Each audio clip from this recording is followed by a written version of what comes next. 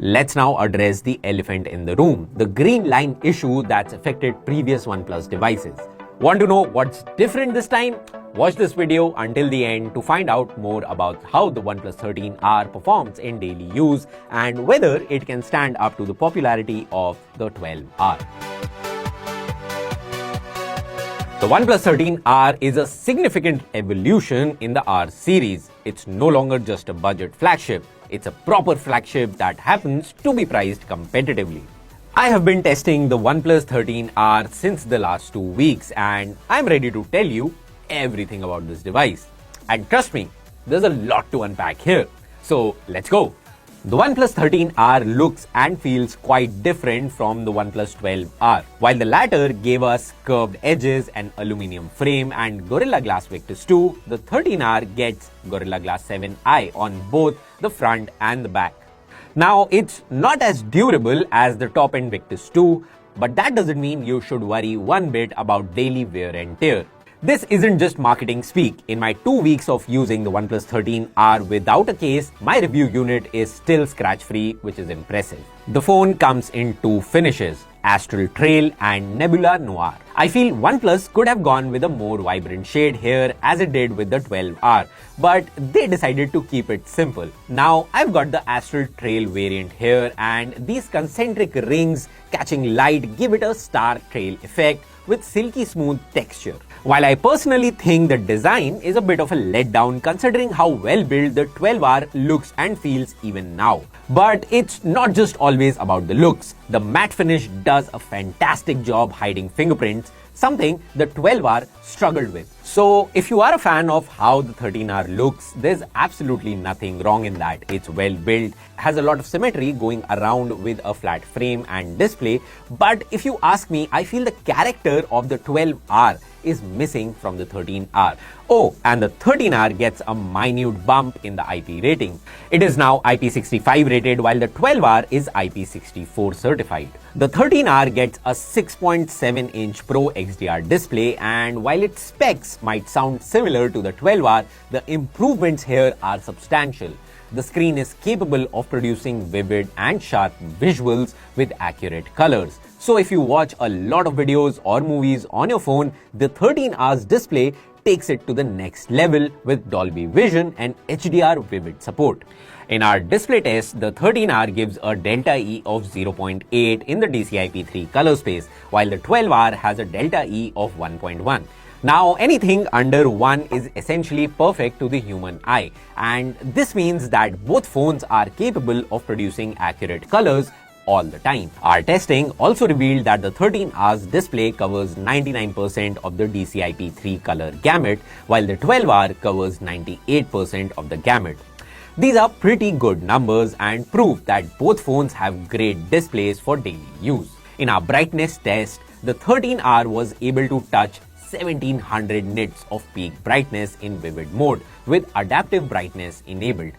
Meanwhile, the 12R's display was also able to go up to 1800 nits of peak brightness. I also tested the 13R against the 12R under direct sunlight and the 13R intelligently adjusts brightness based on content, not just ambient light. The AquaTouch 2.0 feature deserves a special mention here as the screen remains responsive even when wet. The glove mode is equally impressive.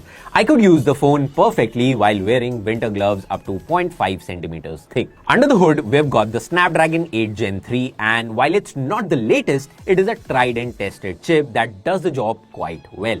Be it scrolling past your Instagram feed, watching videos on YouTube or gaming on the go, the OnePlus 13R does it all without any lags or frame drops. My experience has remained fluid with the 13R and in daily use, I could keep over 40 apps in memory without any reloads. Now I know that's not how most people use their phones, but it just goes on to show the kind of performance you can expect from the 13R. In multiple runs of CPU throttling tests, the 13R was able to run up to 73 to 79% of its peak potential, which indicates that it can sustain performance without compromising on thermals. Let's talk gaming. The 13R supports 120 FPS in BGMI without quality compromises. I've recorded some gameplay footage to show you the difference.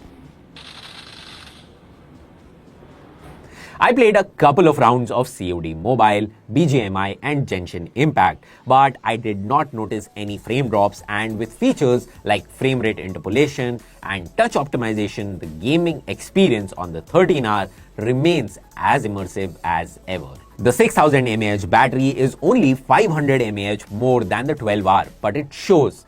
My daily use included over 2 hours of gaming, 3 hours of video streaming, constantly being active on social media platforms, multiple camera sessions, and always on display enabled.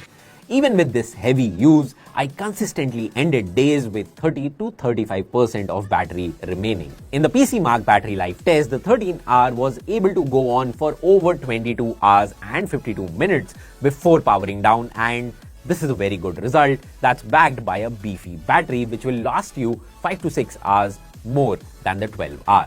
Now the charging speed of 13R is decent too, taking 50 to 52 minutes for a full charge with the 80-watt adapter. The triple camera setup is where OnePlus has made significant strides. The new LYT-700 sensor is a massive upgrade from the IMX890 in the 12R.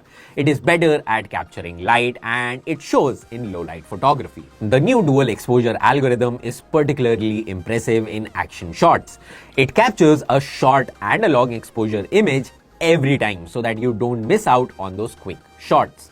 The portrait mode has seen significant improvements, especially in edge detection. The 2x optical zoom might seem modest, but the quality is maintained up to 4K thanks to new AI algorithms. The 13R's camera system produces good-looking, colorful images without any hassle.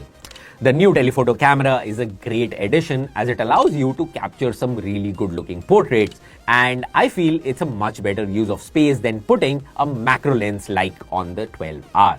The Oxygen OS 15 brings several meaningful improvements, which includes new AI tools for imaging such as Detail Boost, Unblur, and Reflection Eraser. The productivity tools include intelligent search using Gemini and Magic Compose to help you proofread text. There's also Share with iPhone feature for seamless file transfers between Android and iOS. Let's now address the elephant in the room, the green line issue that's affected previous OnePlus devices.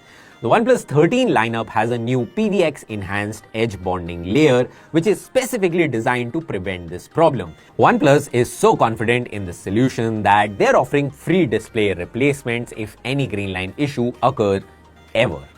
OnePlus has committed to 4 years of major Android updates and 6 years of security patches, putting the 13R on par with other mid-premium smartphones. The 13R is priced starting at $42,999 with 12GB RAM and 256GB storage, and we also get a 16GB RAM variant with 512GB storage, which is exclusive to India.